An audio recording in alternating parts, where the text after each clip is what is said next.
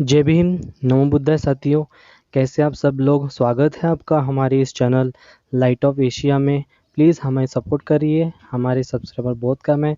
आज हम बात करेंगे डॉक्टर बाबा साहब अम्बेडकर और उनके कुछ लेख और नानक चंद रत्तू जी और इन दोनों के बीच का संवाद हम आपके सामने सादर करेंगे। तो हमारे चैनल को आगे बढ़ाइए, शेयर कीजिए और अपने अम्बेडकरी जन समुदायों के इस चैनल को अपना समर्थन दीजिए। जय भीम।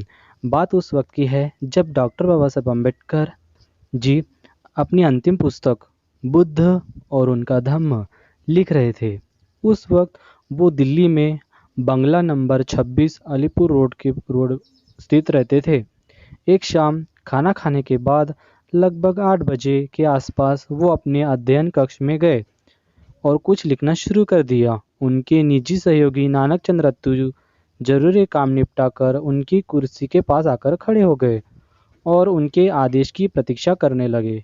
कुछ देर बाद बाबा साहेब जी ने हल्की सी नज़रें ऊपर उठाई और रत्तू जी से कहा कि तुम जाओ और सो जाओ।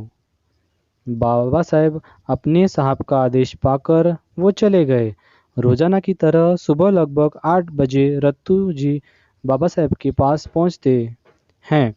उन्होंने देखा कि जिस अवस्था में वो बाबा साहेब को छोड़कर गए थे, ठीक उसी अवस्था में बाबा साहेब अपनी कुर्सी पर बैठकर लिख रहे थे। उन्हें लिखते लिखते लगभग 12 घंटे हो चुके थे। रत्तू जी चुपचाप उनकी कुर्सी के पास बराबर में खड़े हो गए। उन्हें खड़े हुए बहुत देर हो गई, लेकिन बाबा साहेब जी ने ऊपर नज़र उठाकर ही नहीं देखा। वो अपने लेखन में इतने व्यस्त थे कि उन्हें किसी बात का होश ही नहीं था। किसी साधक की साधना को भंग करना हर किसी के बस की बात नहीं होती। वो बाबा साहेब ही की साधना ही थी। रत्तू जी बाबा साहेब का ध्यान अपनी तरफ लाने के लिए मेज पर रखी कुछ किताबों को उठाकर ठीक ढंग से रखने लगे। तब बाबा साहेब ने हल्की सी नज़र उठाई और रत्तू जी से कहा, रत्तू तुम अभी गए नहीं। रत्तू जी के पैरों के पास बैठ गए। रत्तू जी बाबा साहेब जी के पैरों के पास बैठ गए और उनकी आंखों में आंसू भरकर आने लगे। बाबा साहेब को उन्होंने कहा कि बाबा साहेब सुबह के 8:30 बज चुके हैं।